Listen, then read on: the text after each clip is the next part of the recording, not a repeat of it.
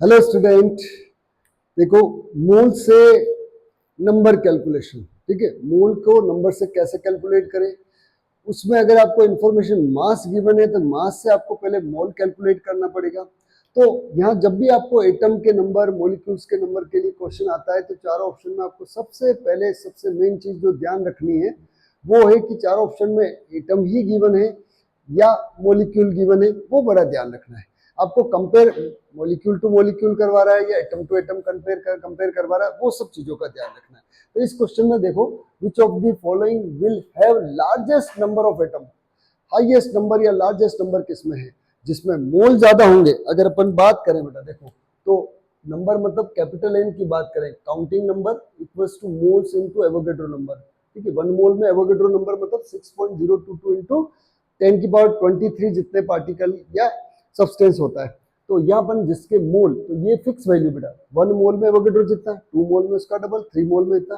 तो मीनिंग ये कि इसको अगर हटाए तो एक दोनों प्रोपोर्शनल हो गए, तो जिसका मोल नंबर ऑफ मोल ज्यादा आएगा उसका कैपिटल एन मतलब काउंटिंग भी ज्यादा आएगी बेटा, ठीक है। तो स्मॉल एन ज्यादा तो कैपिटल एन मतलब नंबर भी ज्यादा होंगे। तो वो नंबर आपको किसके कैलकुलेट करवाया क्या है, तो वो बड़ा ध्यान रखना है। तो इन ऑप्शंस में देखो चारों में, फर्स्ट में आपको बोला है 1 ग्राम ऑफ गोल्ड, AU मतलब गोल्ड, इसके लिए ग्राम में गिवन है। तो मास का मोल से क्या रिलेशन है, सबसे पहले वो देखते हैं।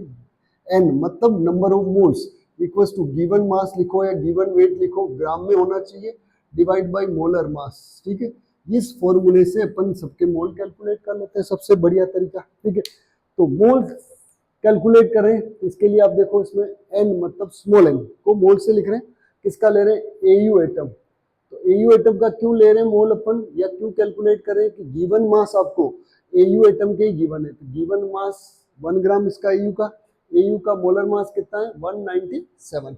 इसी तरह से सोडियम का भी आपको 1 ग्राम गिवन है, सोडियम भी यहाँ एटॉमिक फॉर्म में दिया है। एटम में देखो सोडियम एटम के मोल्स कैलकुलेट कर रहे हैं, ठीक है। तो सोडियम एटम का गिवन मास डिवाइड बाय किसका आएगा, इसका मोलर मास, इसका मास कितना 1 ग्राम डिवाइड बाय इसका मोलर मास 23। इसका मोल कैलकुलेट करें लिथियम का, तो लिथियम एटम के मोल, ठीक है, इक्वल्स टू लिथियम एटम का गिवन मास डिवाइड बाय इसका मोलर मास 7, ठीक है। और लास्ट देखो इसमें एन ऑफ क्या दिया, इसमें देखो फोर्थ ऑप्शन में Cl2 दिया, क्या दिया 1 ग्राम ऑफ Cl2। तो 1 ग्राम ऑफ Cl2 की बात करें तो इसका भी मोल कैलकुलेट करो, पर ये मॉलिक्यूल है, ये ध्यान रखना है। तो NCl2 मॉलिक्यूल्स की बात करें तो Cl2 मॉलिक्यूल्स, तो इसका वेट कितना 1 डिवाइड बाई क्लोरीन का 35.5 का डबल लेना है, तो कितना हो गया 35.5 प्लस 35 71। पर अपन एटम के मोल, इन तीनों में एटम है, ये मॉलिक्यूल है, इसमें भी एटम के मोल कन्वर्ट कर लो। तो एटम की इंफॉर्मेशन के लिए आपको हर बार एटोमिसिटी, नंबर ऑफ एटम्स कितने हैं उससे मल्टीप्लाई करना है, उसको अपन एटोमिसिटी बोलते हैं। तो यहाँ अपन बात करें एन Cl एटम के कंपेयर करें तो इसको बनाए अपन, तो इसकी एटोमिसिटी है 2 इंटू 1/71, तो ये आया 1 डिवाइड बाई 35.5। तो यहाँ क्लोरीन एटम के मोल 1 डिवाइड बाई 35.5, 1 डिवाइड बाई 35.5 है। यहाँ लिथियम एटम के मोल 1 डिवाइड बाई 7 है। यहाँ सोडियम एटम के मोल 1 डिवाइड बाई 23 है। यहाँ इसके कितने बेटा 1 डिवाइड बाई 197 गोल्ड के हैं। तो आपको पूरा पूरा कैलकुलेट करने की जरूरत नहीं, कंपेयर कर रहे हैं तो सब में देखो ऊपर वही है, डिवाइड होने वाली वैल्यू अलग अलग है, जिससे डिवाइड कर रहे हैं वो अलग अलग वैल्यू। लोअर डिजिट से डिवाइड करते हैं तो वैल्यू ज्यादा आएगी, हायर डिजिट से डिवाइड करते हैं तो वैल्यू कम आएगी। तो इसमें सबसे हायर तो इसकी वैल्यू सबसे कम हो जाएगी। इसमें लोअर सबसे लोवेस्ट देखो 7 ही है डिजिट सब में, इन चारों में। तो 1 से सब 1 को सबसे लोअर डिजिट यही डिवाइड हो रहा है 1, तो ये वैल्यू हाईएस्ट है। तो स्मॉल एन हाईएस्ट है, इसी का नंबर हाईएस्ट होगा, ठीक है।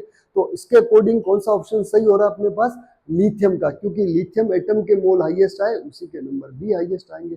तो इस तरह से किसी भी मॉलिक्यूल या एटम के नंबर को अपन आसानी से क्वेश्चन में कंपेयर कर सकते हैं। इन चीजों का आपको बड़ा ध्यान रखना है कि एटम को कंपेयर कर रहे हैं मॉलिक्यूल को, तो आपको क्वेश्चन में बहुत आसान रहेगी।